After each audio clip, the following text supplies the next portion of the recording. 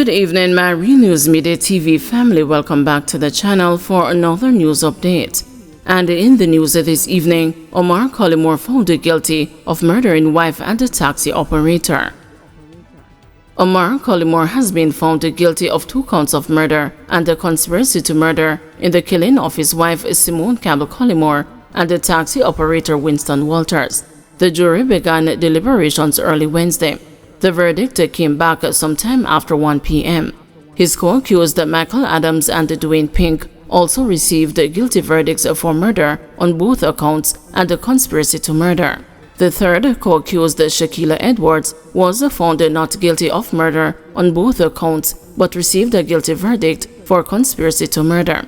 Campbell, Collymore, and Walters were shot dead on January 2, 2018 by 2 gunmen outside the gates of the Forest Ridge apartment complex in Red Hills, St. Andrew, where Campbell Collymore lived with her husband Omar. They were shot by 2 men who traveled on motorcycles. It is alleged that Collymore contracted Adams to have Campbell Collymore murdered so he could claim life insurance benefits from policies that belonged to his wife worth $100 million. They are to be sentenced on July 11, 2024. Traffic restrictions for Cumberland Main Road in Portmore. The National Works Agency is advising that traffic restrictions will be in effect for 2 days along the Cumberland Boulevard Main Road in Portmore, St. Catherine for rehabilitation work under the multi-million-dollar Granger Lane Improvement Project. Manager Communication and Customer Services at the NWA, Stephen Shaw, said that starting on Thursday, May 16, some 150 meters of the road will be impacted. The NWA said contractors working on the project will continue the process of laying stormwater drainage along the corridor. These works are expected to be completed on Saturday, May 17. The Granger Lane project is being implemented at a cost of $925 million and is expected to be completed in September of this year. Shaw said that among the works to be done are the erection of bus bays, sidewalk installation, widening of the road from 2 to 4 lanes, laying of new water lines, and installation of traffic signals. Road users are being advised to exercise caution over the next 3 days as they navigate the Cumberland Boulevard Main Road. They are being advised to obey posted warning signs and the instructions of flagged persons. Education Minister urges caution on roads after fatal crash in Portland. Minister of Education Favour Williams says she is not only saddened but also angry following the deaths of 2 Titchfield High School boys in a crash in Portland on Tuesday. These 2 deaths could have been prevented. It is senseless, she said. It appears from all that is written and said that the driver was traveling excessively fast, and this is what happens on our streets when we don't follow the speed limit and obey the rules of the road. 2 students are dead now, and because of that, families are mourning and grieving. We have lost 2 Jamaican citizens who were in the prime of their lives, Williams told a journalist during a visit in Williamsfield, Manchester on Wednesday morning. Reports are that about 4 p.m., the grade 9 students, Jajon Winter and Onaja Lindsay, were among passengers aboard a Toyota picnic motorcar traveling westerly towards Buff Bay when the vehicle crashed into a parked truck. Minister Williams says greater caution should be taken when traveling on the nation's roads. We want to appeal to all on our streets to slow down, be careful, obey the rules of the road.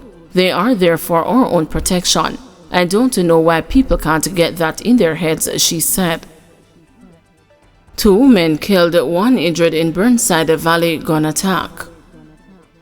2 men are dead and another hospitalized following a gun attack in Burnside Valley, Red Hills, St. Andrew this morning. The incident occurred sometime after 9 o'clock.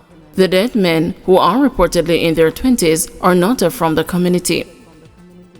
Classes suspended at the Sydney Pagan STEM Academy. Classes were suspended at the Sydney Pagan STEM Academy in St. Elizabeth this morning, and the students sent home after a female teacher had what is suspected to be a mental health breakdown. In a video circulating on social media platforms, the teacher is seen killing a chicken and preying on the school's compound.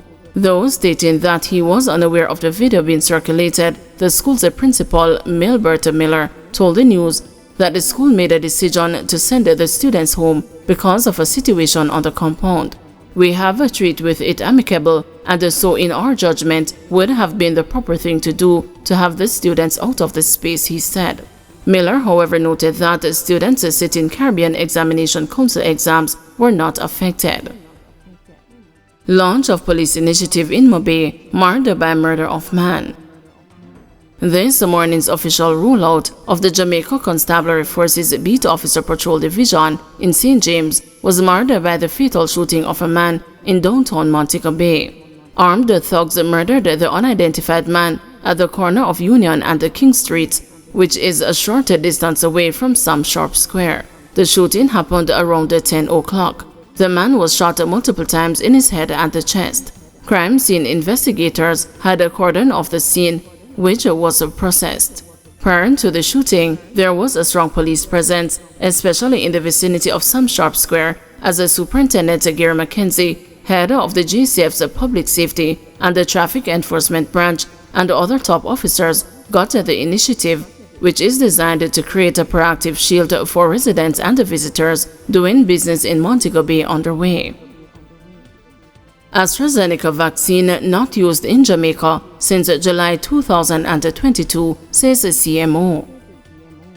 The Ministry of Health has moved to allay worries about the likelihood of developing side effects associated with the Oxford AstraZeneca COVID-19 vaccine.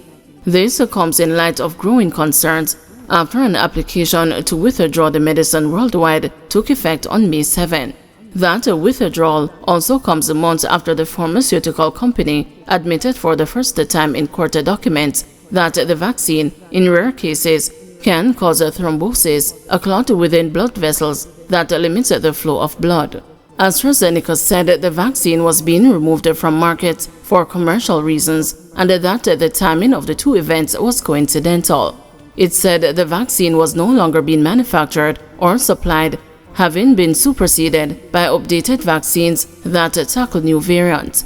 Speaking during Wednesday morning's post-cabinet press briefing, Chief Medical Officer Dr. Jacqueline Besseso McKenzie said the benefits of the vaccine during the pandemic had outweighed the risk.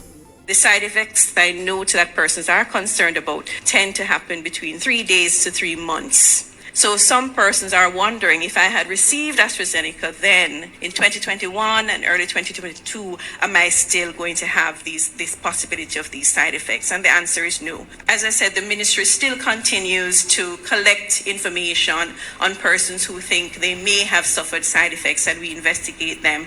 The other vaccine manufacturers had developed new vaccines against the new variants that were coming on, and AstraZeneca did not. It's simply a matter that the technology that was used for the production of AstraZeneca does not lend itself to so much manipulation, which is the viral vector technology. So in Jamaica, we continue to vaccinate against COVID, following the WHO guidance in terms of boosters that are available. And since July 2022, that was when our last dose of AstraZeneca, the set that we had expired, we have not been offering AstraZeneca anymore.